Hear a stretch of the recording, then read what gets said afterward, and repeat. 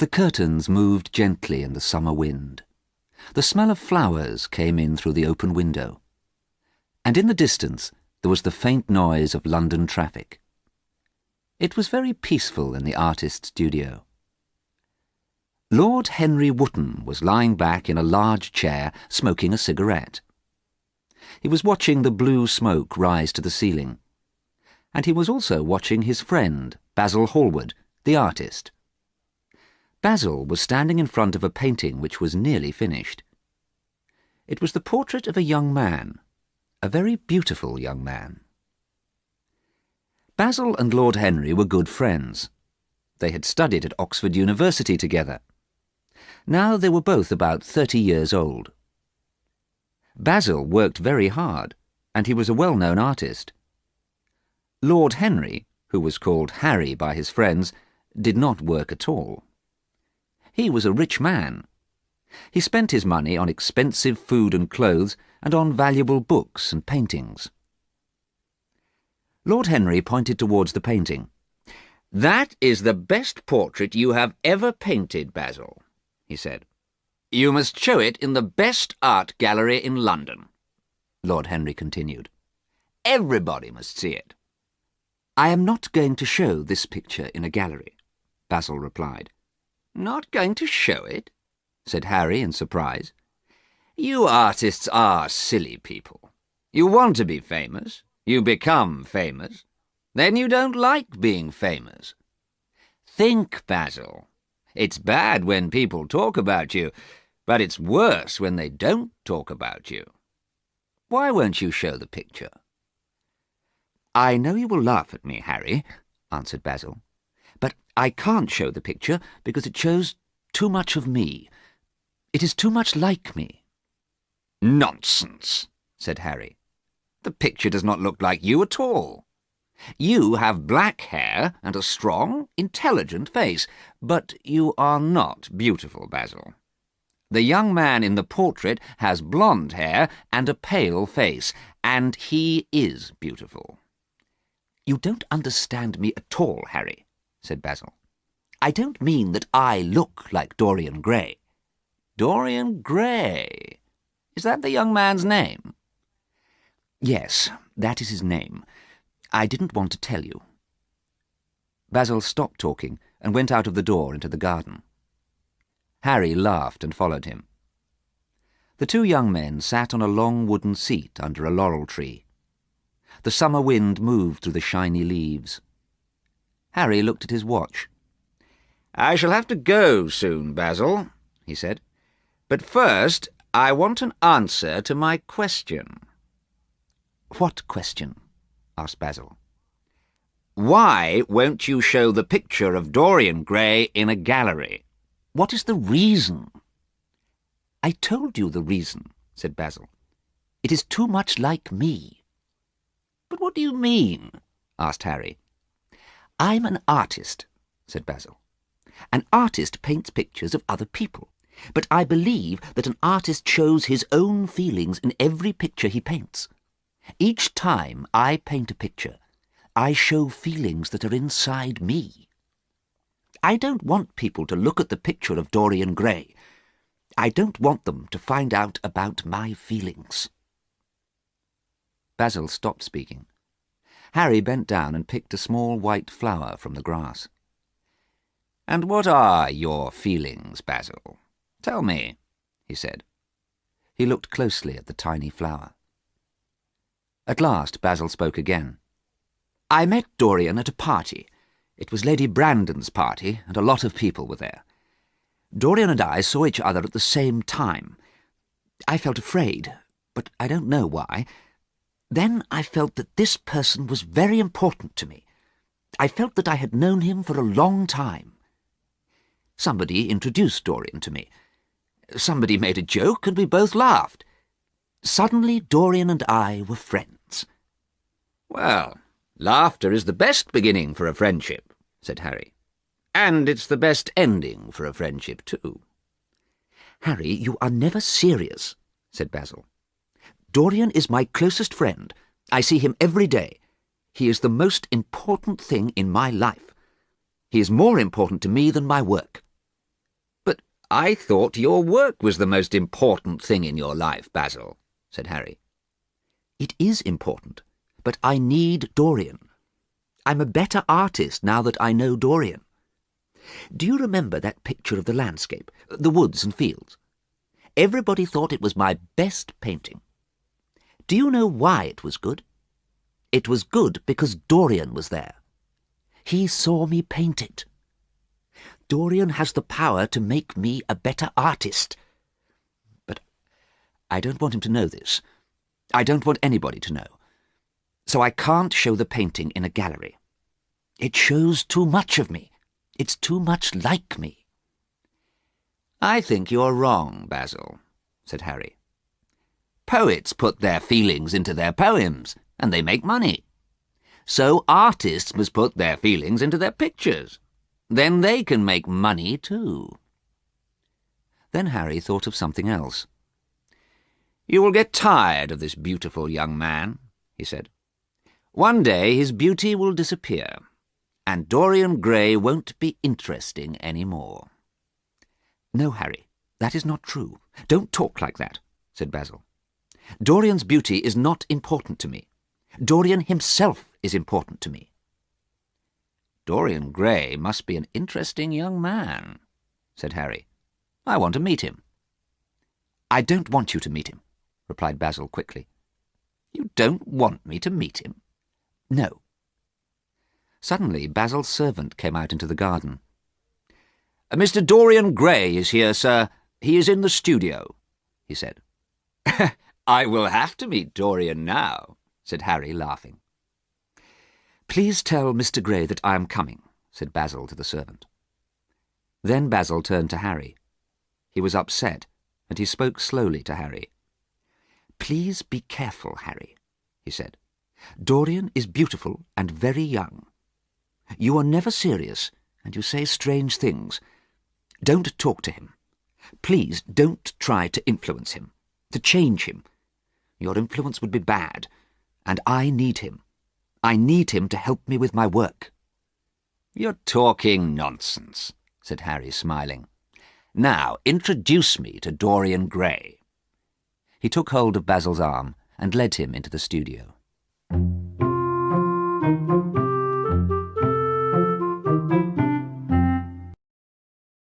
The picture sequence from the cinema has finished. You can look at it once more if you want. The young man was sitting at the piano when Basil and Harry came into the studio. He was turned away from them, looking at a book of music. But he heard Basil's footsteps. Dorian spoke immediately. "Oh, Basil," he said, "do you have to work today? I don't want you to paint me today. I don't want a life-size portrait of myself." Then he turned and saw Harry. He stopped speaking. His face became red. "Oh, I didn't know you had a visitor." "Dorian," said Basil, "this is Lord Henry Wotton, a good friend of mine. We went to university together. I have told him that you like my painting of you, and now he won't believe me." "Nonsense, Basil," said Harry. "I'm very pleased to meet you, Mr. Gray." Harry and Dorian shook hands. Harry looked at Dorian Gray. Harry and Basil were both about 30 years old. Dorian was much younger. He was about 20, and he was very beautiful. His hair was blonde, his face was pale, and his eyes were bright blue. Basil did not want Harry to talk to Dorian. "Harry," he said, "I want to start painting now. Please will you go away?"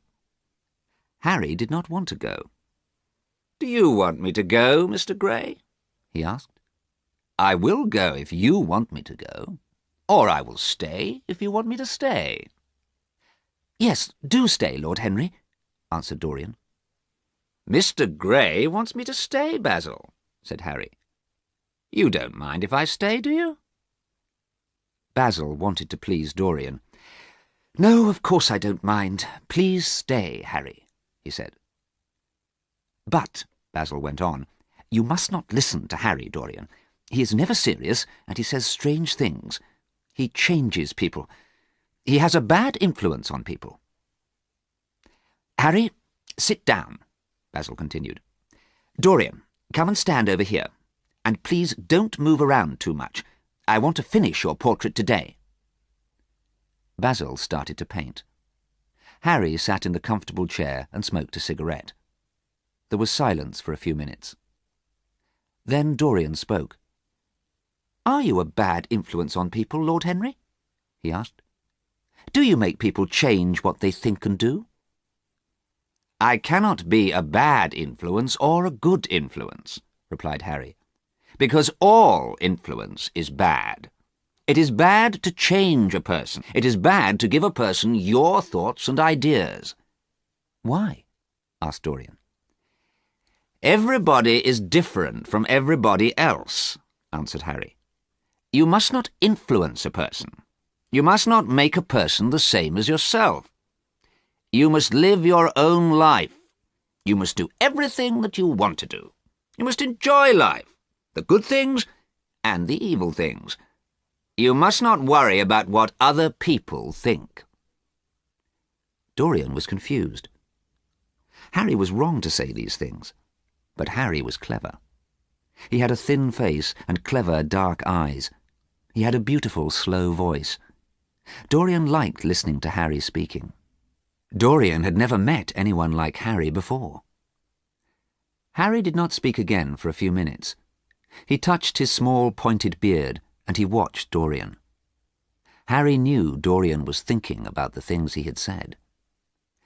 Basil continued painting. He had not listened to Harry talking. Suddenly, Dorian spoke. "Basil, I'm tired of standing here," he said. "I'm too hot. I want to go out into the garden." "Oh, Dorian, I'm sorry," replied Basil. "When I am painting, I think of nothing else. Yes, you can go into the garden. Harry, you go with Dorian. I'll go on painting." Harry and Dorian went out into the garden. Dorian was thinking about the things Harry had said. "Come and sit under the laurel tree," said Harry. "You must not get burned by the sun." So they sat on the long wooden seat. Dorian looked at the man who was sitting beside him. Harry was much older and cleverer than he was. "Why mustn't I get sunburned?" Dorian asked. "Your skin is pale. You mustn't get sunburned because you must take care of your beauty," said Harry. "You are young and you are beautiful, and youth is very valuable."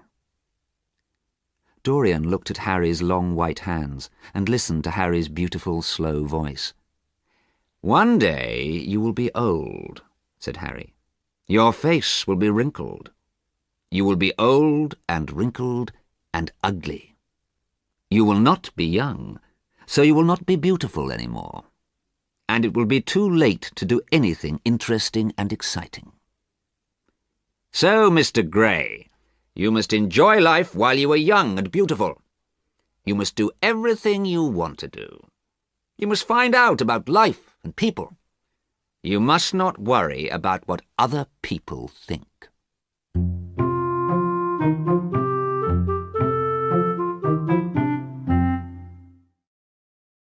The picture sequence from the cinema has finished. You can look at it once more if you want. Suddenly they heard Basil's voice. He sounded happy. "I'm waiting," he called.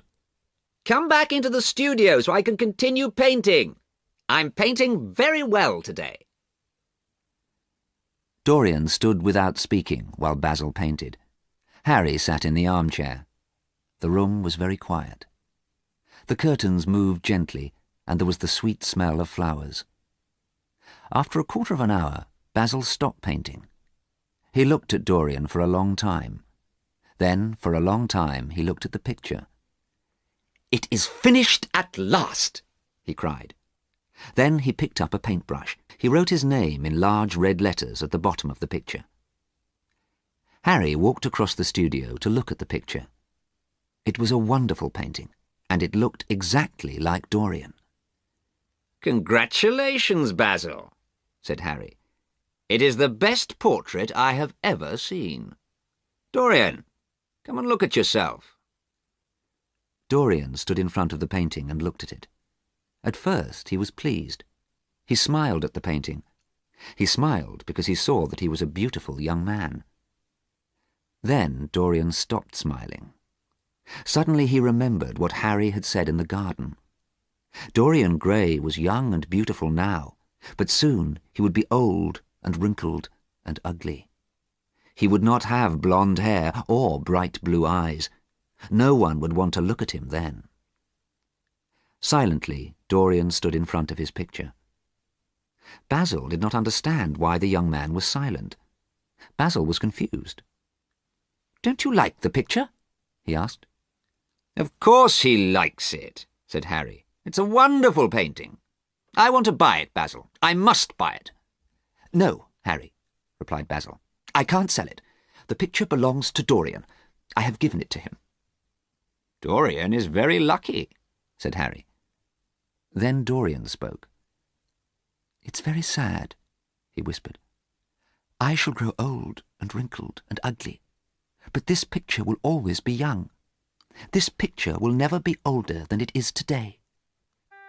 I wish that I could always be young.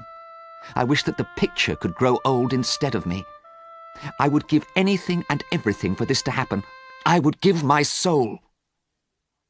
"It would not be very nice for Basil if the painting grew old, Dorian," said Harry, laughing. "That's right," said Basil, laughing too. "I don't want that to happen. I don't want an old, ugly picture." But Dorian did not laugh. "You care about your painting more than you care about me, Basil," he shouted. "You care about me now because I am young and beautiful.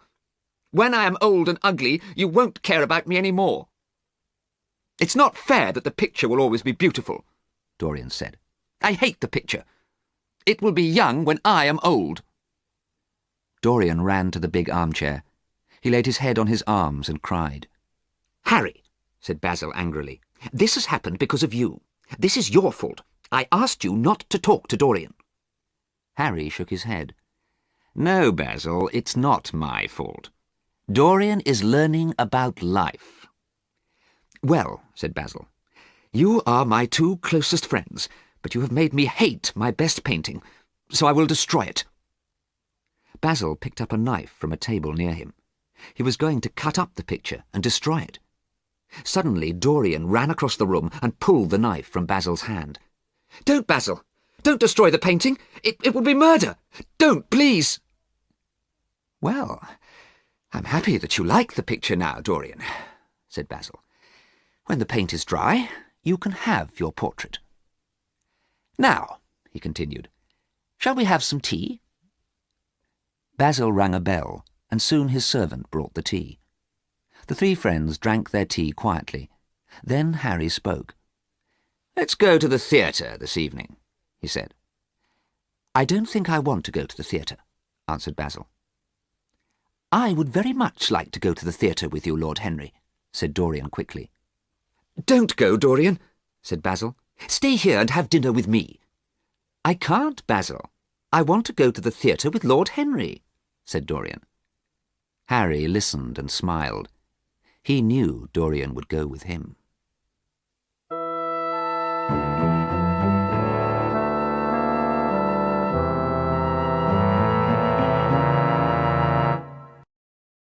The picture sequence from the cinema has finished. You can look at it once more if you want.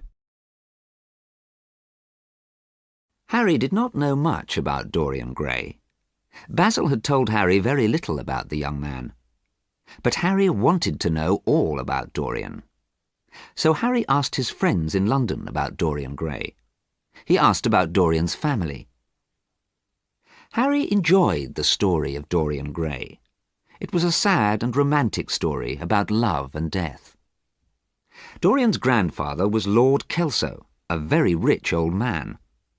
Dorian's mother was Lord Kelso's daughter, the beautiful Lady Margaret. Lady Margaret fell in love when she was very young. She ran away from home and married a soldier, but she did not have a happy life. Lord Kelso was very angry and never talked to Lady Margaret again. Dorian's father, the soldier, was killed before Dorian was born. Lady Margaret died before Dorian was a year old, so Dorian was an orphan. Harry was very pleased with the story of Dorian Gray. He knew that Dorian was beautiful and young. Now he also knew that Dorian was an orphan. And he knew that Dorian was going to be very rich. Soon Dorian would be 21. Then he would have all Lord Kelso's money. Yes, it was a sad and romantic story. Now Harry was even more interested in Dorian Gray. Harry saw Dorian many times in the next few weeks. They met in people's houses and at art galleries and in theatres. Harry wanted to talk to Dorian. Dorian had listened to Harry in Basil's studio. Harry wanted the young man to listen to him again and again. He wanted to give his thoughts and ideas to the young man. So Harry talked and talked. At the theatre and at parties and at dinners. He laughed and played games with words. He said funny things. He said clever things.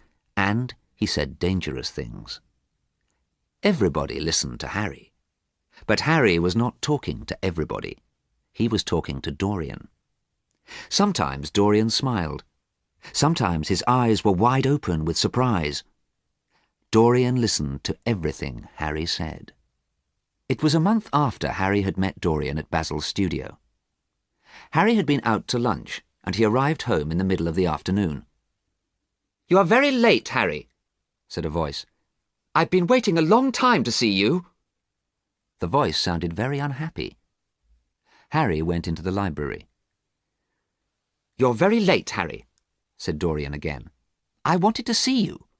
I've got something to tell you. I'm in love, Harry. I have to tell you. I'm in love with the most beautiful girl." There was silence. Then Harry said, "Who are you in love with?" "With an actress," answered Dorian. His face became red. "Oh, Dorian," Harry said, sitting down. "All young men fall in love with actresses." "Don't say that, Harry. You haven't seen her." "Who is she?" "Her name is Sybil Vane." "I've never heard of her." "She isn't well known yet," said Dorian. "But everybody will know about her soon. One day she will be famous. She's a wonderful actress." "Oh, is she?" said Harry, lying back in his chair.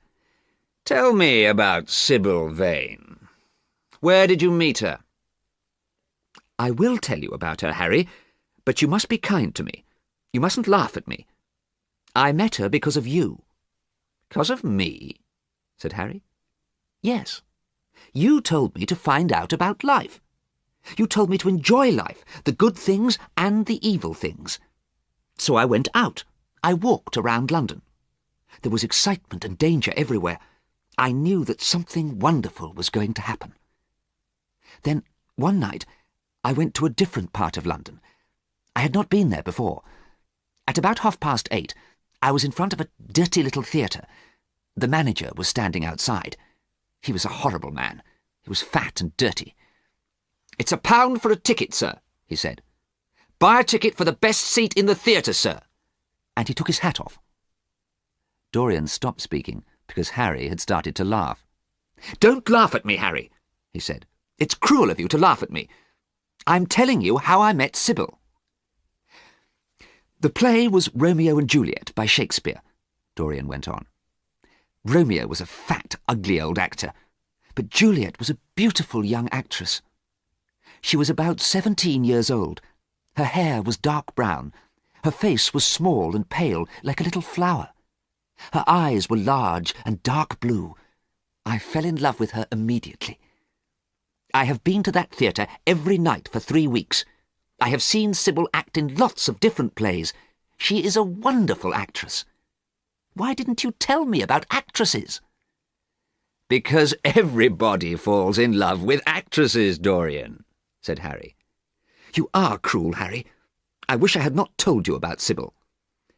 "You had to tell me about Sybil," answered Harry. "You will always tell me everything that you do. Now tell me more."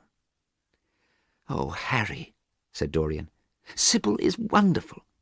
She calls me Prince Charming." Harry laughed, but he was pleased. Dorian had been a quiet, frightened boy when they met at Basil's studio. Now he was growing into a man and learning about life. "Harry, I want you to see Sybil.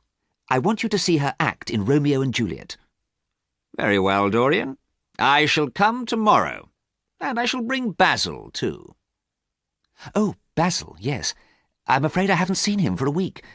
He sent me my portrait and I haven't thanked him. I do like the picture, Harry, Dorian continued. I am pleased with it. But it stays young and beautiful, while I grow older. Today I am a whole month older than the picture. Harry smiled. "We will see you tomorrow night at 7 o'clock at the theatre," he said. Dorian left the house, and Harry sat for a while in the library. He thought about Dorian. Harry's brown eyes shone with pleasure. He was pleased that Dorian was in love. He wanted to see what Dorian did next. Harry did not care if Dorian was sad or happy. He had told Dorian to enjoy life, the good things and the evil things, and Harry was going to watch what Dorian did. It was late, and the sun was low in the sky. Harry got up from his chair and went to change his clothes. He went out to dinner. When he returned home that evening, there was a telegram waiting for him. It said that Dorian was engaged to be married to Sybil Vane.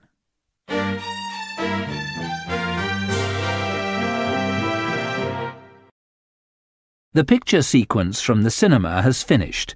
You can look at it once more if you want. Mother, I'm so happy, whispered Sybil Vane. I'm very, very happy, and I hope you are happy too.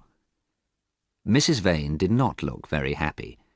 She was a small, thin woman who always looked tired. There was a lot of makeup on her face and on her dry, thin mouth.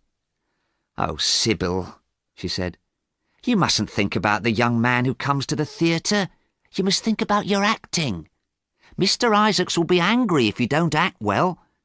He has given us a lot of money, and you mustn't make a theatre manager angry." "I don't like Mr. Isaacs, Mother, and I don't care about money," replied Sybil. "I'm in love with Prince Charming." "Sybil, Mr. Isaacs gave us £50 to pay our bills and buy clothes for James. You love James?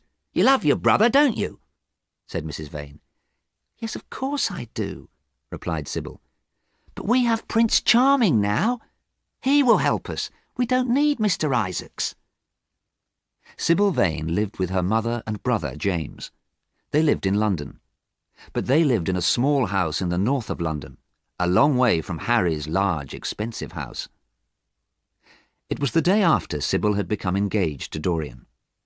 Sybil and her mother were talking in their small living room.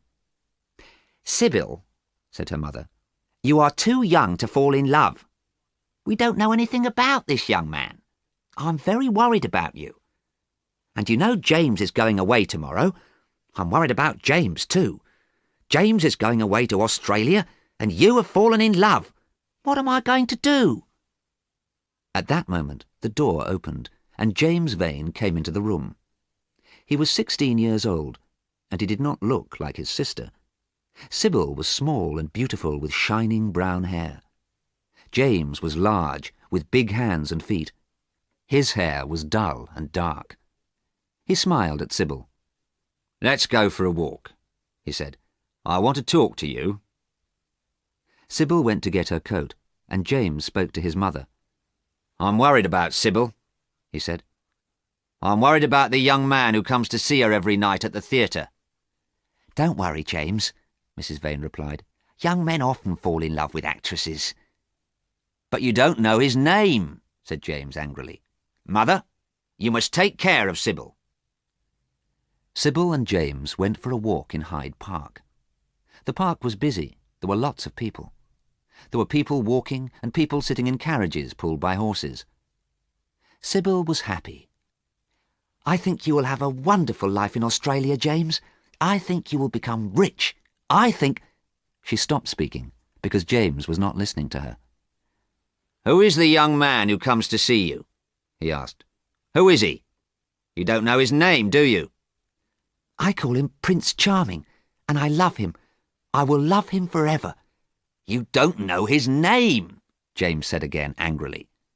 He is a rich young man, and he will not marry you. He will— Oh, look! Look, there he is! He's in that carriage! Sybil shouted. She pointed across the park at a carriage. James looked across the park, but at that moment another carriage suddenly passed in front of the brother and sister. James never saw Prince Charming. Oh dear, said Sybil. I wanted you to see him. I wanted to see him too, replied her brother, because I will kill him if he ever hurts you. At first Sybil was angry with her brother, but she remembered that he was 16 years old. He was a boy. He had never been in love. You won't hurt a man I love, will you, James? She said. No, I won't, he said at last. I won't hurt him if you love him. I will always love Prince Charming, said Sybil, and he will always love me. So Sybil and James were friends again. But that evening James spoke again to their mother. If this young man hurts Sybil, he said, I will find him and I will kill him. I will kill him like a dog.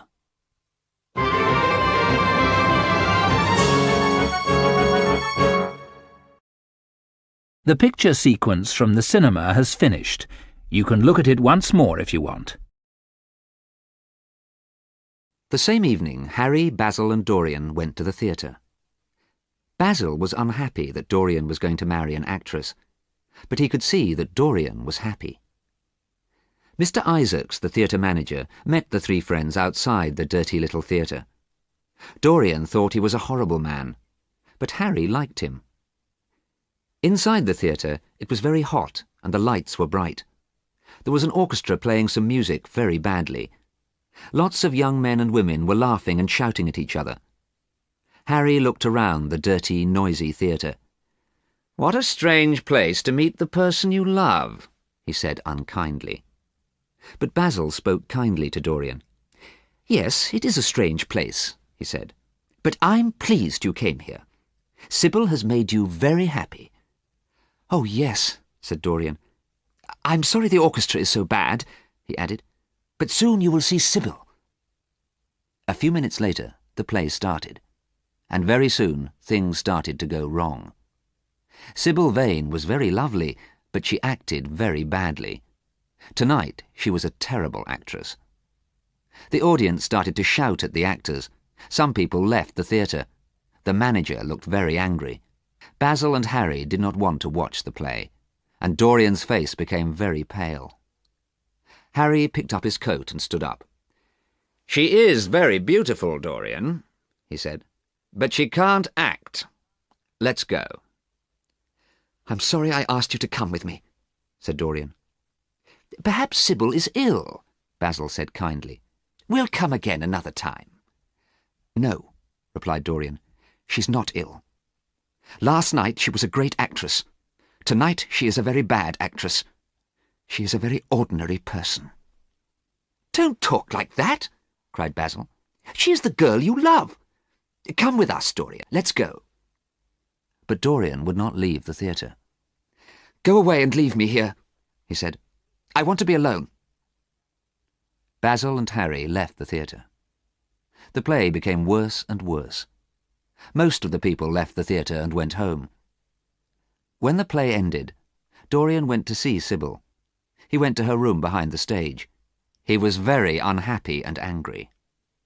He had told Harry and Basil that Sybil was a great actress. They had come to see her, and tonight she had been a terrible actress. But when Dorian saw Sybil, she looked pleased. She spoke to him happily.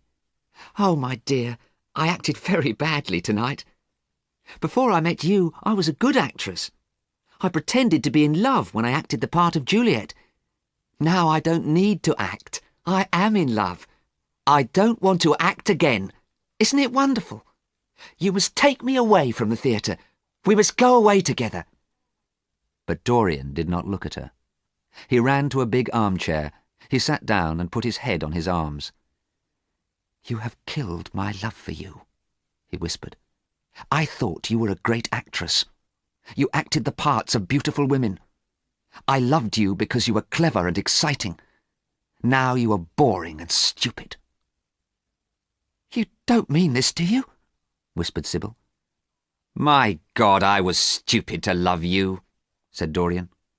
"Oh, tell me that you love me," cried Sybil. "Kiss me. I will do anything for you. I will act again. I will be a good actress for you." Sybil fell to the floor, and she lay there crying. Dorian looked at her for a moment. Then he spoke. "I am going now," he said quietly. "I don't want to be unkind to you, but I don't want to see you again." Dorian left the theatre, and Sybil lay on the floor crying.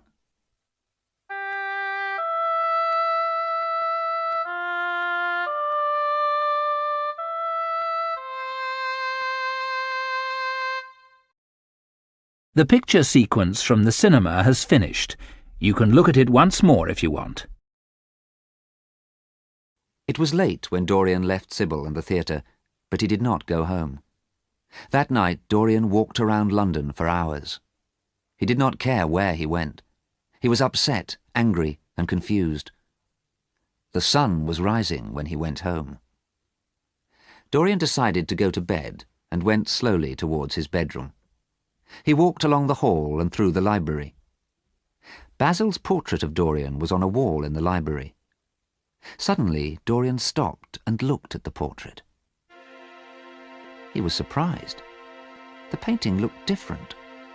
The face in the painting had changed. Yes, it had changed. Quickly Dorian opened the curtains. Sunlight came into the room. Dorian looked closely at the picture and saw that the face was different. It looked unkind and cruel. A huge mirror hung on another wall. Dorian looked in the mirror at his own face. He saw a beautiful young man. He had not changed.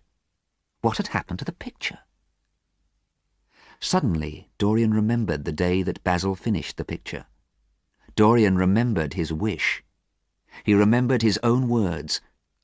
"I wish that I could always be young. I wish that the picture could grow old instead of me. I would give anything and everything for this to happen. I would give my soul." Why did the face in the picture look cruel and unkind? Was his wish coming true? Was the picture changing? Dorian thought about Sybil. Had he been cruel to Sybil? He had left her lying on the floor, crying. Yes, he had been cruel. But Sybil had killed his love for her. He would not think about Sybil again. The face in the picture looked at him. In Basil's studio, the picture had shown Dorian that he was a beautiful young man. Now the picture showed Dorian that he was unkind and cruel. Dorian was sure now. The picture was going to get older, and he was going to stay young. The picture was going to become old and wrinkled and ugly, and Dorian was not going to change. He was sorry for the picture. And suddenly he was sorry for Sybil. He looked at the cruel face in the picture, and he decided to be kind to Sybil. He decided to marry her. He would never see Lord Henry Wotton again, and he would marry Sybil. Dorian quickly covered the picture with a cloth and left the library. Later that day, Dorian woke up after a long sleep. It was 1:15 in the afternoon. Dorian got dressed and went to the library. A servant brought him some food and also brought Dorian a letter. The letter had come from Harry that morning. Dorian looked at the envelope for a long time, then decided not to open it. He was never going to see Harry again. Then Dorian looked at the cloth which was covering the portrait. Had the picture changed? At first, Dorian did not want to look at the picture again. Then he thought about Basil. What was he going to say to Basil? Perhaps Basil would want to see the picture again. So Dorian locked the door of the library and slowly pulled the cloth off the picture. The face on the picture looked unkind and cruel. It had changed. Dorian was horrified. Dorian was frightened too. He had wished that he could stay young. He had wished that the picture could grow old. His wish was coming true. But the picture was showing Dorian that he was evil. He decided again to be kind to Sybil. He decided again to marry her. Then the picture would show that he was good and kind. Dorian went to a table, sat down, and started to write. He wrote to Sybil. He wrote her a wonderful love letter. He said he was sorry. He asked her to marry him. When he had finished the letter, Dorian felt happy again.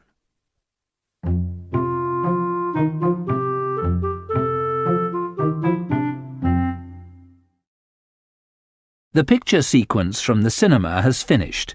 You can look at it once more if you want. Suddenly, there was a knock on the door of the library. "Dorian!" shouted Harry's voice. "Dorian, are you there? Let me in, my dear boy. I want to see you." At first, Dorian did not answer. He did not want to talk to Harry. Harry was a bad influence on him.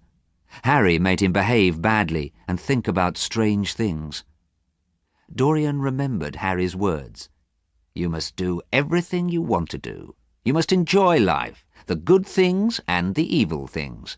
You must not worry about what other people think.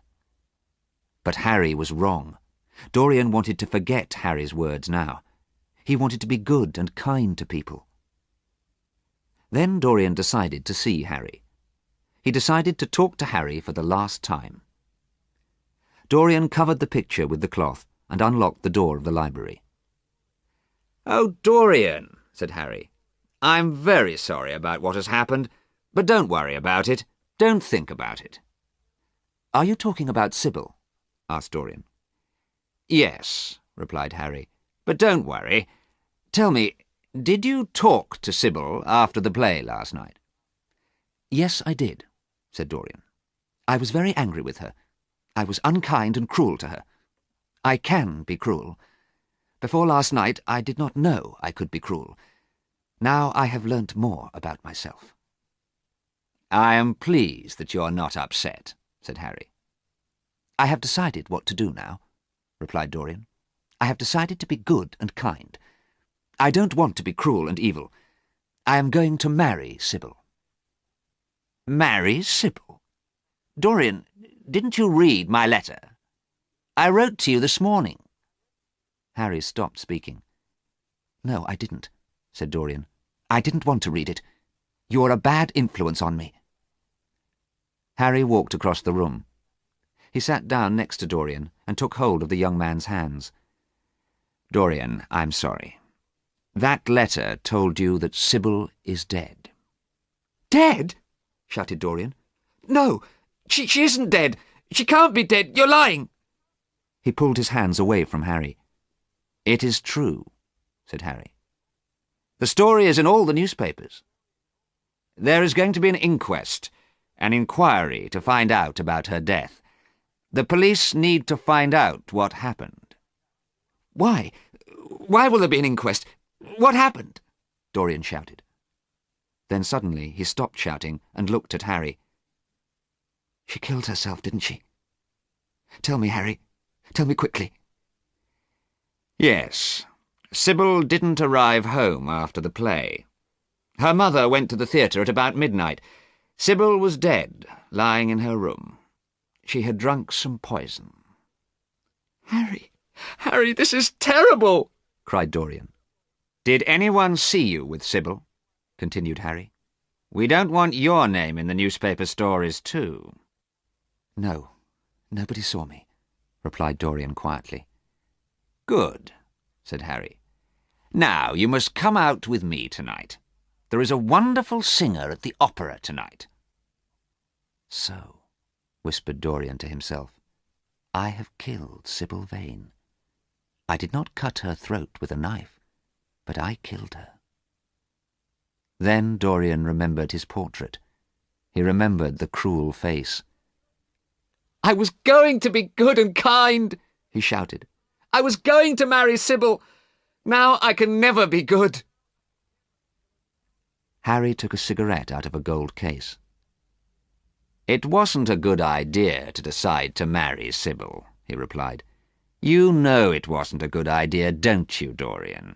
Marriage is boring.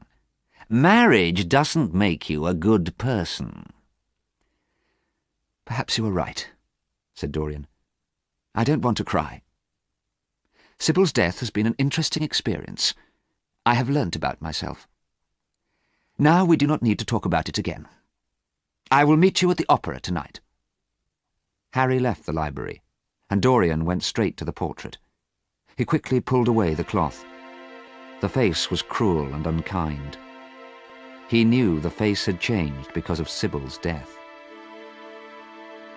Dorian thought about what had happened, and now he made a decision. Dorian decided to enjoy his life.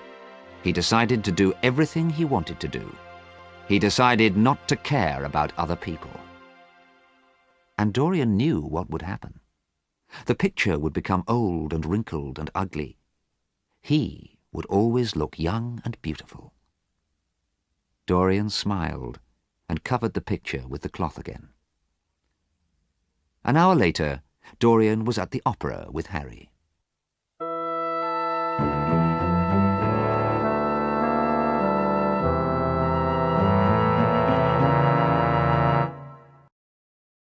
The picture sequence from the cinema has finished. You can look at it once more if you want. The next morning, Dorian ate his breakfast in the library as usual. A servant came in while he was eating. "Mr. Hallward is here, sir," the servant said. Basil came quickly into the room behind the servant. "I am very pleased to see you," said Basil. "I have been very worried about you. I came here last night after I read the news about Sybil. Your servant said that you had gone to the opera, but I knew it couldn't be true." Dorian continued eating his breakfast. "I thought you had gone to visit Sybil's family," Basil went on. "I didn't know where you were." "My dear Basil," said Dorian, "I was at the opera, of course." Dorian sounded very bored. "I had a nice evening.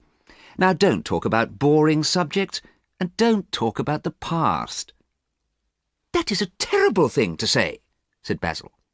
"The girl you love is dead, and you tell me you had a nice evening?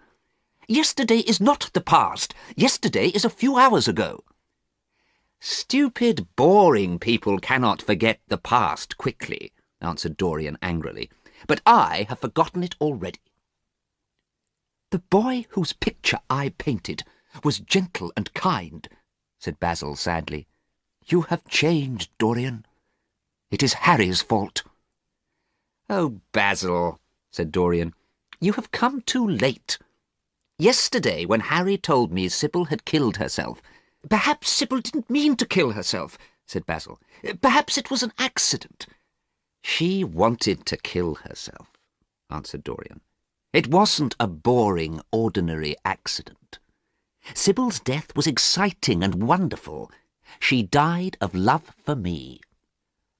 "Oh, no," said Basil quietly. Dorian went on speaking.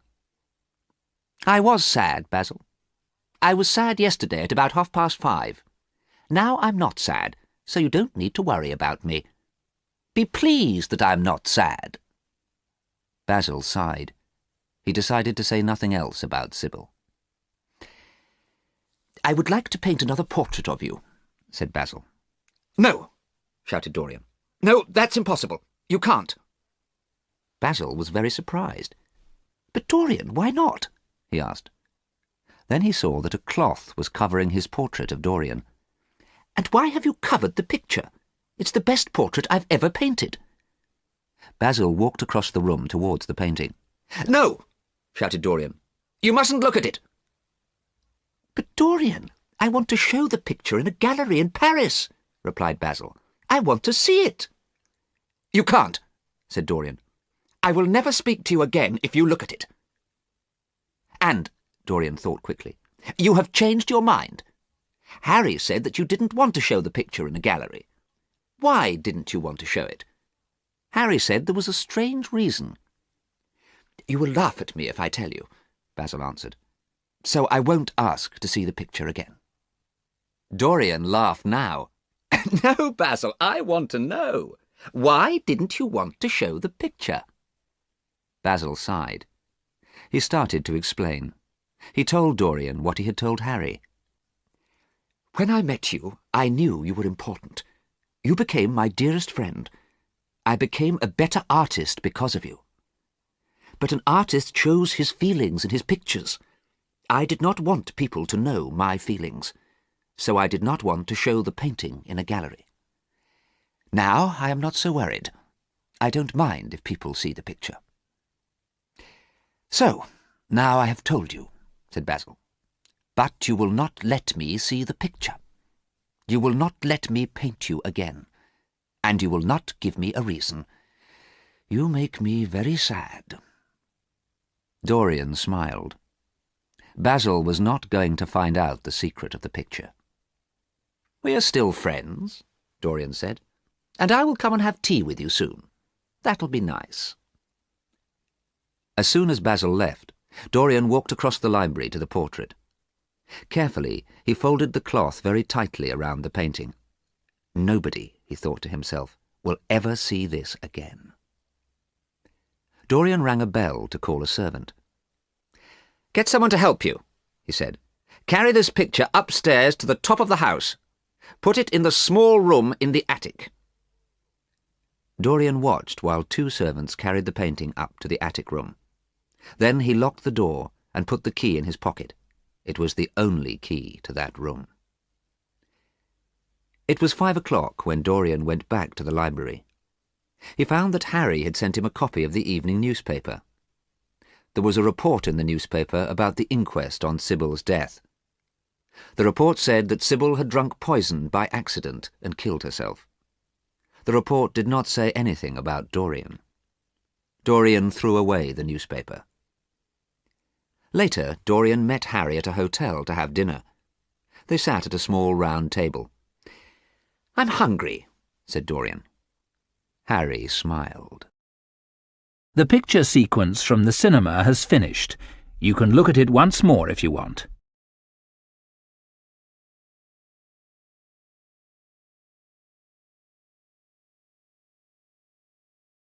It was a night in November, and it was the night before Dorian's 38th birthday. 17 years had passed since Dorian had locked the portrait in the attic room. Late in the evening, Dorian was walking home through the streets of London. He had been to a dinner party at a friend's house. Dorian was alone, and he was thinking about his life. He was thinking about the last 17 years. For many years, people had heard strange and terrible things about Dorian Gray, but they did not believe these things. When he was 20, Dorian had been a beautiful young man. Now he was 38, and he was still a beautiful young man. People thought he must be good and kind. People were wrong. The strange and terrible things were true. Dorian was unkind and cruel.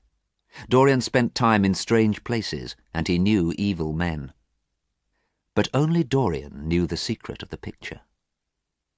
He often went up to the attic room. He unlocked the room and stood in front of the picture for hours. The face of the man in the picture was ugly and wrinkled. The face was getting older and older, and it was very, very evil. The picture showed the evil inside Dorian Gray. It showed the evil in his soul. Often Dorian looked at the picture, then looked in a mirror. He laughed when he saw his face in the mirror. It was young and beautiful. Dorian's wish had come true. Dorian was thinking. He had been happy for many years. He had enjoyed his life. He had not cared about other people. Dorian had done the things Harry had told him to do. Dorian was a rich man. He bought a house in the country. He bought valuable pictures and fine books, and he bought beautiful furniture. He wore beautiful clothes and expensive jewellery. He always wore many rings on his fingers. But now Dorian was worried. He was worried because he was not happy any longer. Some people would not speak to him now. Some people would leave a room when he entered it. Some people told stories about the strange life of Dorian Gray. and Dorian was worried that somebody would find out the truth. He was worried that somebody would see the portrait. Then everybody would find out that the stories were true. They would find out that he was an evil man. Dorian was hurrying home to see his portrait now. Often he left dinner parties early and hurried home to see his portrait. Sometimes he went on holiday, then hurried home to see his portrait. It was 11 o'clock, and it was a foggy night. Dorian saw very few people as he walked home. He had nearly reached his house when a man walked past him. The man was walking very fast and carrying a suitcase. Dorian recognized the man. It was Basil Hallward. Dorian did not want to talk to Basil, so he walked more quickly. But suddenly he heard Basil's voice. "Dorian! Dorian! I'm pleased to see you." Dorian had to stop and turn round. "I've been to your house," continued Basil. "I wanted to see you before I went to Paris. I am leaving on the midnight train, and I wanted to talk to you before I went. I am going to the station now. You walked straight past me. Didn't you recognize me?" "It is impossible to recognize anyone in this thick fog," replied Dorian. "It's difficult to recognize my own house." "It's nice to see you, Basil," he went on. "But, aren't you going to miss your train?" "Oh, no, I can get to the station in 20 minutes, and I do want to talk to you," Basil replied. "I'm going to live in Paris for 6 months. I want to talk to you before I go." Dorian was not pleased to see Basil, but he invited him into the house. They went to the library. Dorian lay back in a large armchair. "I hope you don't want to be serious," he said. "I don't like serious things, Basil." "I'm sorry, Dorian," replied Basil quietly, "but it is serious." "What do you want to say?" cried Dorian. "I hope you don't want to talk about me. I'm tired of myself tonight. I want to be somebody else." But Basil did want to talk about Dorian. "People are saying terrible things about you, Dorian," he said. "I don't care," replied Dorian quickly. "It's interesting to hear terrible things about other people, but it's boring to hear terrible things about myself." "These terrible things must interest you," replied Basil. "You must care what other people say about you." "I don't believe anything that I hear about you," he continued. "I look at your beautiful face, and I know you are not an evil man. A man's face shows the evil that is inside him. I am an artist, and I know this." Dorian's face became very pale. He sat silently and stared at Basil.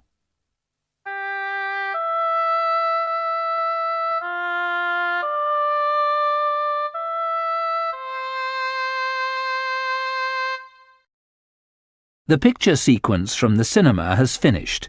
You can look at it once more if you want. Outside it was very dark and very foggy. In the library it was very quiet. The room was lit by a small lamp on a table. Basil sat down and continued talking. "Why don't people want to be your friends any more, Dorian?" he asked. "The Duke of Berwick will not stay in the same room as you. Because of you, Sir Henry Ashton has left England forever. And there are worse things," he went on. "A young soldier has killed himself. Adrian Singleton has disappeared. Lord Kent is very upset about his son. Nobody will talk to the Duke of Perth. Oh, Dorian, these people were your friends. What have you done to them?" "Stop it, Basil," shouted Dorian. "I haven't done anything. It's not my fault if young men do stupid things." "I want to believe you," said Basil sadly, "but you have influenced your friends. You have made people do terrible things. What did you do to Harry's sister? Now no one will speak to her. Are you an evil man, Dorian?" "Take care, Basil," said Dorian. "Do not say any more." But Basil continued speaking. "I told people that you were a good man. I said I knew you well. But do I know you well? I cannot see your soul.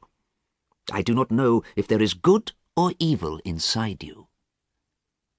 "No," said Dorian slowly. "You cannot see my soul." His body was shaking, and his face was very pale. Basil looked at Dorian's face. "Nobody can see inside another man," he said. "Nobody can see another man's soul." Suddenly Dorian laughed. He gave a loud, unpleasant laugh. "Come with me, Basil," he said, picking up the lamp from the table. "You have said enough about my soul.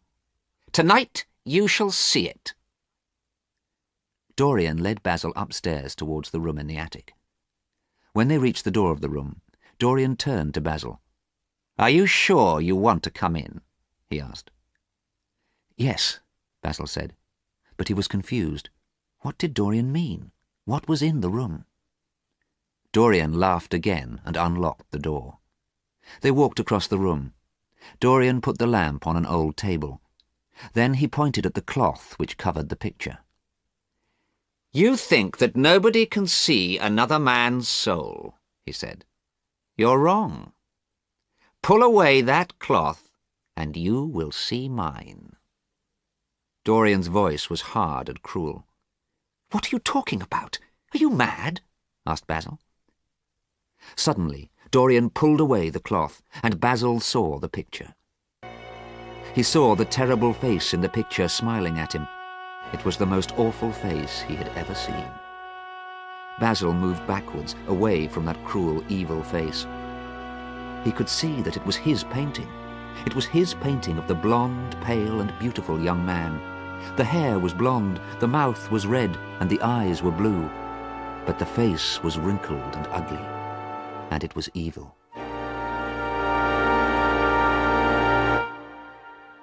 Dorian watched Basil. He smiled unpleasantly. "What does this mean?" said Basil at last. "Don't you know what it means, dear Basil?" said Dorian. "It means that my wish came true. Do you remember the day you finished this portrait? Do you remember the day I met Harry? Do you remember my wish?" "Oh, God," whispered Basil. "You wished that the picture would grow old. You wished that you would stay young. Oh, no." "Oh, yes," said Dorian. "And the portrait shows you the true Dorian Gray. It shows you my soul." Basil sat down suddenly on an old chair. He put his head in his hands. "Oh, God," he said. "Oh, God, you must be very evil. You are more evil than anybody knows." Basil fell forward so his head and arms were on the table. He did not want to look at the picture again. "We must pray, Dorian," he said. "It is not too late." "It is too late," replied Dorian. "It's much too late to pray." Then suddenly Dorian became angry. He became angry with Basil. It was Basil's fault. Basil had painted the picture. He hated Basil. Dorian looked at the terrible face in the picture. It was smiling at him, and it was evil. A knife was lying on the old table. Dorian picked up the knife and looked at Basil. Then he stabbed his friend with the knife. He pushed the knife into Basil's neck. Basil's head hit the table, and Dorian stabbed him again and again. Basil made a terrible sound. He tried to breathe, but he could not. Blood came from his mouth.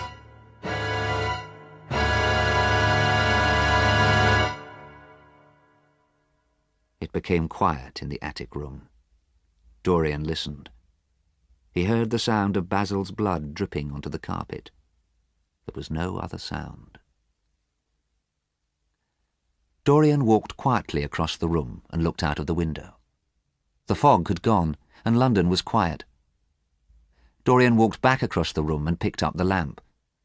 He saw the dead thing lying across the table. It was so quiet, and its hands were very white. Dorian left the room and locked the door behind him. He went back to the library. Dorian quickly put Basil's suitcase and coat in a cupboard. People were hanged for murder, hanged by the neck until they were dead. Dorian did not want to be hanged. What was he going to do? Nobody has seen me arrive home, Dorian thought. The servants are asleep, and Basil was going to go to Paris tonight. He was going to catch the midnight train. Dorian soon decided what to do. It was 2:05 in the morning. Quietly, Dorian left the house and shut the door behind him. Then he started to ring the doorbell. After 5 minutes, his servant Francis opened the door. "I'm sorry to wake you up," said Dorian, "but I forgot my front door key. What time is it?" 10 minutes past 2, sir," replied Francis, looking at the clock. "Oh dear, I'm very late," said Dorian. "Did anybody call while I was out?" "Yes, sir," replied Francis. "Mr. Hallward called. He waited for you until 11 o'clock, then he went away to catch a train." "Oh, I'm sorry I didn't see him. Did he leave a message?" "Yes, sir. He said he was going to Paris. He said he would write to you." "Thank you, Francis," said Dorian. "You can go to bed now." Dorian went back to the library. He had to think again. He walked up and down the room for a quarter of an hour. Then he picked up a book and looked through a list of addresses. At last he found the right address. Alan Campbell, 152 Hertford Street. Yes, Alan Campbell was the man he needed.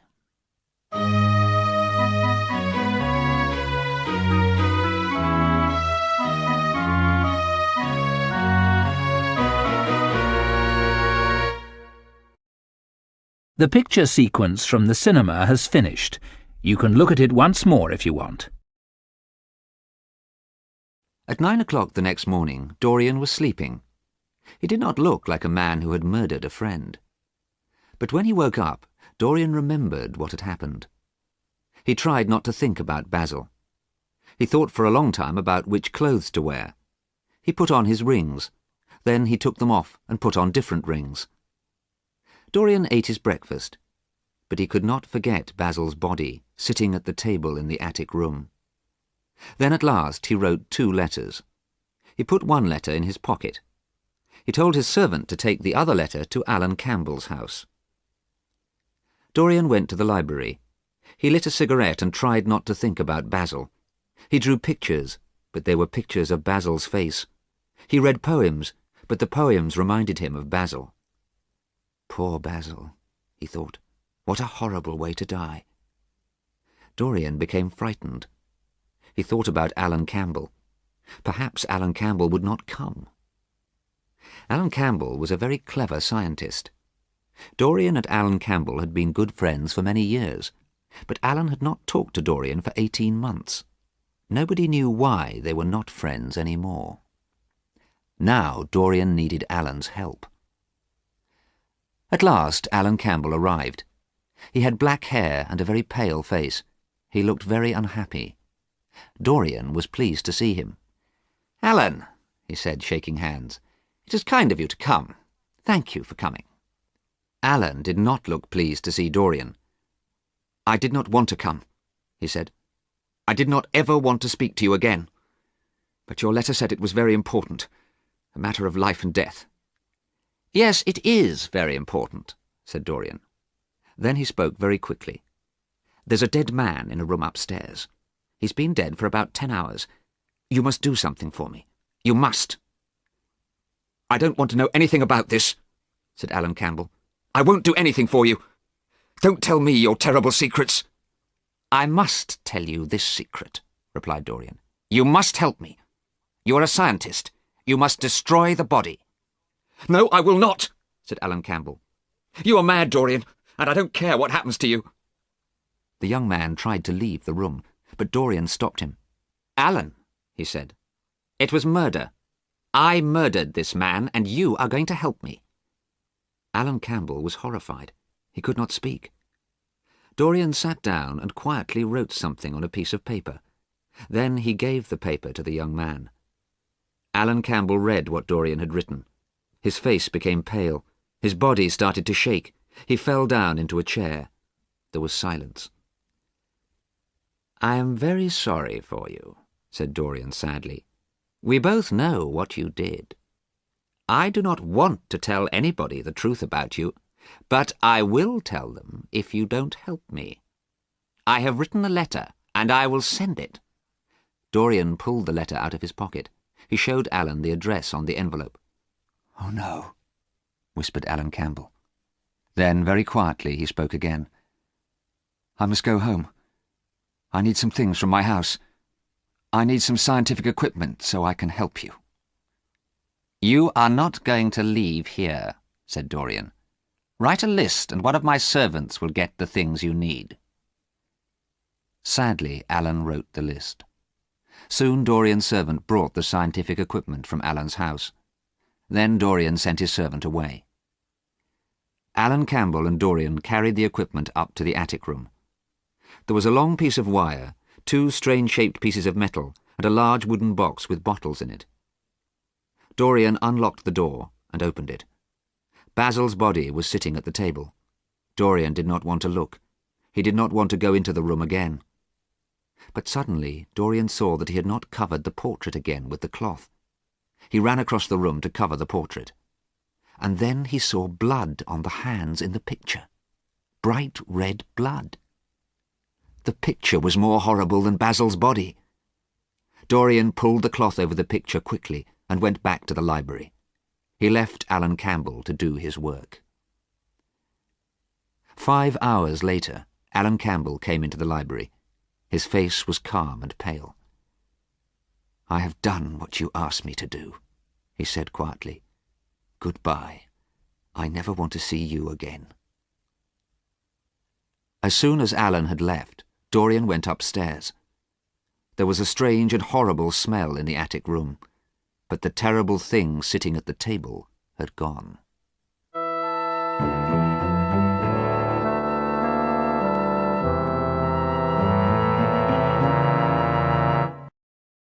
The picture sequence from the cinema has finished. You can look at it once more if you want. That evening, Dorian dressed in beautiful clothes and went to a dinner party at a friend's house. But he did not enjoy the party and did not want to eat anything. "Are you all right?" asked Harry. "And were you all right last night? You left last night's party very early, about 11 o'clock. "Yes, no, I'm fine. I don't know what I did last night," said Dorian quickly. "Yes, I do. I went for a walk. I got home about 2 o'clock in the morning. I forgot my key. I had to wake the servant. You can ask him if you don't believe me." Dorian spoke quickly and sounded confused. Harry was surprised. "My dear boy, I don't care what you did," he said. "Perhaps you were ill." "Yes," replied Dorian. "I'm not feeling well. I think I'll go home." When Dorian got home, he knew he had to do something terrible. He had to burn Basil's coat and suitcase, so that nobody would find out the truth about Basil's death. People thought Basil had gone to Paris. Nobody expected to see him for 6 months. The coat and suitcase smelt horrible when he burnt them. Dorian felt very unhappy. He wanted to leave the house and forget everything. At midnight, Dorian went out and found a cab. He told the cab driver quietly where he wanted to go. The man shook his head. He looked frightened. "It's too far. I can't go there at this time of night," he said. "Here's £1 for you," said Dorian, "and I'll give you another one if you drive fast." "All right, sir. We'll be there in an hour," said the driver. Then he made the horse pull the cab fast along the streets. The cab went east, towards the River Thames. It was another foggy, dark night in London. The light of street lamps shone through the fog. Cold rain began to fall.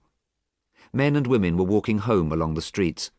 Dorian heard screams and shouts and horrible laughter. He sat back on the seat of the cab, watching. He hated London. He hated life. He wanted to forget everything. He wanted opium, the drug that would make him forget. The cab drove on through dirty, poor parts of the city. Near the river, the fog disappeared. Dorian left the cab and walked towards the river. The moon was shining on the water. The ships on the river were big and black. The light from street lamps shone down onto the wet road. Soon he reached a small, dirty house. Inside the house it was dark. A dirty green curtain hung over a doorway. Dorian went through the doorway and into a long room. A few men were drinking. A sailor, half asleep, lay with his head on a table. 2 women were arguing. Dorian went through this room and up some stairs to another one. He could smell opium, and he smiled with pleasure. Now he could smoke some opium and forget everything. But then Dorian saw a young man smoking a pipe full of opium. Immediately Dorian recognised him. It was Adrian Singleton, who had been a friend of Dorian's. "Adrian Singleton has disappeared," Basil had said. But here was Adrian in an opium den. Dorian went quickly back to the first room. He did not want to see anyone he knew. He would go to another opium den. As he went back through the green curtain, a voice called after him. One of the women was shouting, "Look at him! There he is! Prince Charming!" Suddenly the sailor lifted his head from the table. "Don't talk to me!" shouted Dorian angrily to the woman, and he ran out of the house. Dorian turned a corner into a narrow, dark street. He was running to another opium den. He was trying to forget about Adrian Singleton. Suddenly a strong hand was round Dorian's neck. "Keep quiet, or I'll shoot you," said a voice. Dorian turned round and saw a gun pointing at his head. He saw a large man, a sailor. "Are you mad?" Dorian said. "What have I done to you?" "My sister is dead because of you," replied the sailor. "Sybil Vane killed herself, "And now I'm going to kill you. I have looked for you for years, and tonight I heard the name she called you." Dorian was afraid. He looked at James Vane and could not move. This man was going to kill him. Then suddenly Dorian had an idea. "How long is it since your sister died?" he asked. 17 years. Why do you ask?" replied the man. Look at me. Look at me by the light of a street lamp," said Dorian. James Vane pulled Dorian back to the main street, and in the light of a street lamp he saw the face of a beautiful young man. It was the face of a young man of about 20. "You can't be the man," said James Vane. "My God, I was going to murder you. I'm very sorry, sir." "You must be more careful," Dorian said. Then he walked away round the corner and into the darkness. As soon as Dorian had gone, the woman from the opium den ran up to the sailor. "Why didn't you kill him?" she asked. "He's evil." "He's not the man I want," he replied. "The man I want is about 40. That young man was 20. The woman gave a horrible laugh. 20? Him? Prince Charming? I first saw Prince Charming 17 years ago, but he hasn't changed since then." "You're lying," shouted James Vane. "I'm not," said the woman. "He was a beautiful young man 17 years ago, and he hasn't changed since then. He's evil, that one." "Swear to God that you're not lying." "I swear I'm not lying," the woman replied. James Vane believed her. He ran round the corner into the narrow, dark street, but Dorian had gone.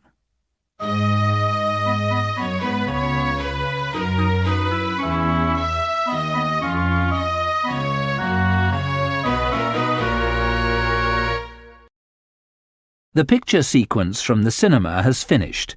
You can look at it once more if you want.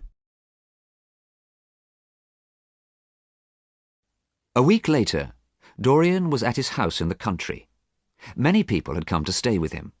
They were rich people who enjoyed talking and eating and drinking. Dorian's guests also enjoyed shooting birds and animals. One evening, Dorian was with Harry and another friend, Lady Monmouth. Harry was laughing and saying clever things, as he usually did. Lady Monmouth was laughing and listening to Harry. Dorian was listening too. "I must leave you now," said Lady Monmouth. "I want to change my dress before we have dinner." "Let me get you some flowers. You can wear them on your dress," said Dorian, getting up from his chair and leaving the room. "Oh," said Lady Monmouth. "I hope he gets me flowers that will look right with the colour of my dress." "Let's follow him," replied Harry, "and you can tell him the colour of your dress." As they left the room, Harry and Lady Monmouth suddenly heard a crash. In the next room, they found Dorian. He was lying on the floor next to a window. He had fainted. Dorian soon opened his eyes, but his body was shaking and his face was very pale. "Are you ill, dear boy?" asked Harry. "You fainted. You must go and lie down." "No," said Dorian quickly. "I don't want to lie down. I don't want to be alone." So Dorian had dinner with his guests.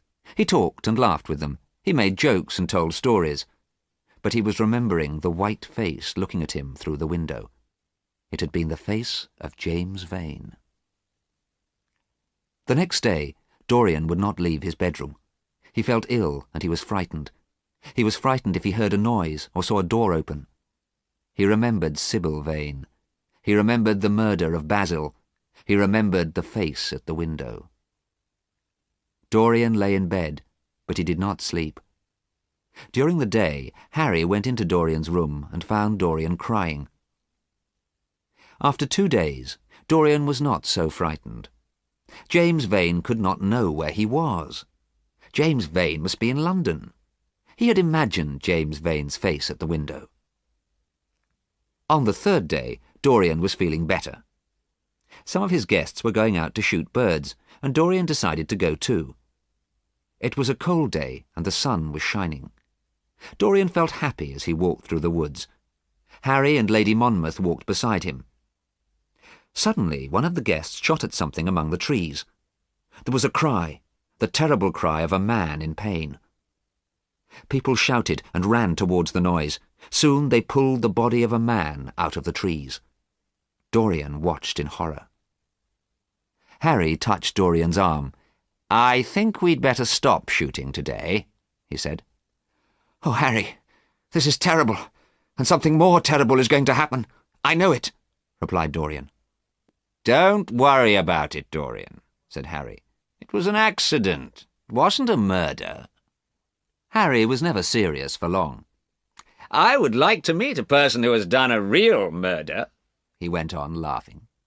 Lady Monmouth laughed too, but Dorian suddenly felt ill. His face became very pale. Dorian smiled politely. "I'm feeling tired. I must go to my room. Excuse me."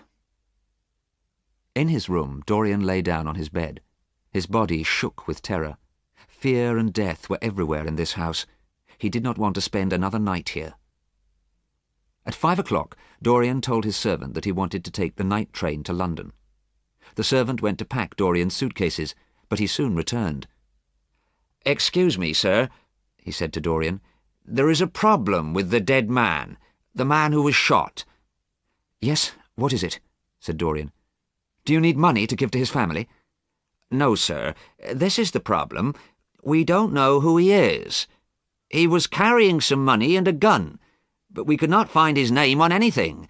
He's a sailor." "A sailor?" cried Dorian. Suddenly he was excited and hopeful. He ran to the door. "Where is the body? Quick! I want to see it now." The body had been taken to a farm. It lay on the floor in one of the buildings. A handkerchief covered the dead man's face. "Take that cloth off the face," said Dorian. A farm worker took away the handkerchief. Then Dorian looked down at the face and gave a cry of joy. The man who had been shot was James Vane. Dorian went home with his eyes full of tears. They were tears of joy because he was safe. James Vane could not kill him now.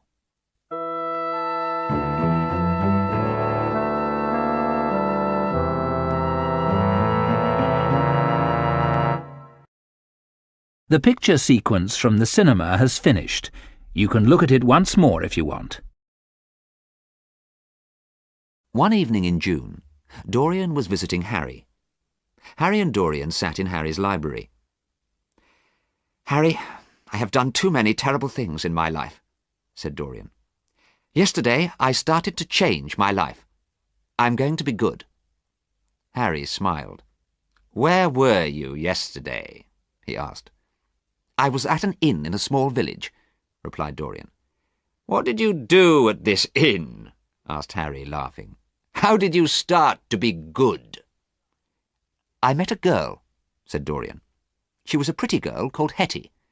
She looked like Sybil Vane." "Hetty and I were going to go away together," Dorian went on. "But I decided not to go away with her. I decided to leave her in her village. I have done something good." "You are pleased because you have done something good," said Harry. But she will kill herself because you left her." "Don't say that! You were never serious," said Dorian angrily. "You wanted to be good, so you left her," replied Harry. "You did what you wanted to do. You haven't changed." Harry was right. Dorian did not want to talk about Hetty again. "Have you got any news?" he asked. "No, there is nothing else to talk about," replied Harry. "People are talking about Basil. Nobody knows what has happened to him." "Basil?" said Dorian in a surprised voice. "Are people still talking about him? It's a month since people noticed that he had not come back from Paris." "My dear boy, people will talk about Basil for 3 months. Then they will talk about somebody else. They will talk about Alan Campbell's death, too. He killed himself, you know." Dorian did not want to talk about Alan Campbell, but he talked about Basil. "What do you think happened to Basil, Harry?" "I don't know. Perhaps he is dead. I don't want to think about it," replied Harry. There was silence for a while. Then Dorian spoke again. "People are saying that Basil was murdered, aren't they? Do you think Basil was murdered?" "Nobody would want to murder Basil," replied Harry. "Everybody liked Basil. He didn't have any enemies." "Perhaps I murdered Basil," said Dorian. "Have you thought of that, Harry?" Dorian watched Harry carefully, but Harry laughed. "You're talking nonsense, dear boy. You couldn't murder anybody." "Let's talk about something else," Harry continued. "Poor Basil isn't interesting any more. He hadn't painted a good picture for a long time.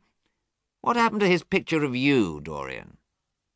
"Oh, I lost it," replied Dorian quickly. "You look the same now, as young as you were when the picture was painted," said Harry. "Don't change your life. You have had a good life. You have done everything you wanted to do, and you have not changed at all." "I'm not the same as that young man," said Dorian. "I want to change. I want to be good." "Don't change," said Harry. "You're beautiful, and you are perfect. You and I will always be friends."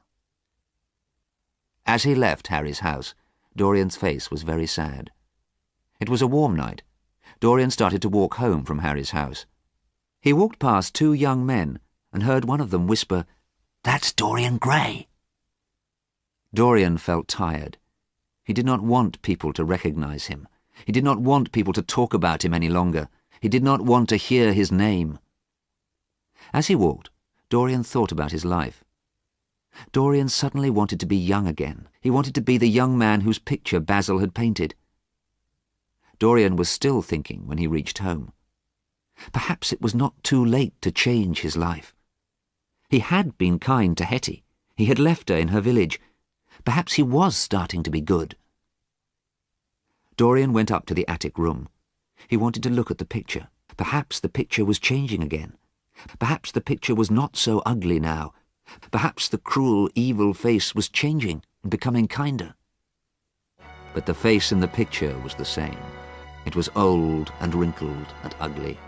The eyes were cruel, the mouth was evil, the blood was still on the hands. When Dorian saw the picture, he knew the truth. He knew that he could never change. He would always be evil. There was a knife on the table in the attic room. He had used that knife to kill Basil. Dorian picked up the knife. It had killed Basil, and now it would kill his painting. Then nobody would ever know that Dorian Gray was an evil man. There was a loud crash and a cry. It was a loud and horrible cry which woke the servants. There were 2 men in the street outside, and they heard the cry too. "Whose house is this?" asked one of the men. "Dorian Gray's," replied the other man. The 2 men looked at each other in horror, then they quickly walked away. Inside the house it was now quiet. The door of the attic room was locked, but at last the frightened servants opened it. Inside the room they found a picture hanging on a wall. It was a picture of their master, Dorian Gray. He looked young and beautiful in the picture. He looked the same as he had always looked. On the floor, they found a man. He was ugly and old and wrinkled. His face was evil, and he was dead with a knife in his heart. At first the servants did not know the man, but then they looked at the rings on his fingers, and they knew who it was.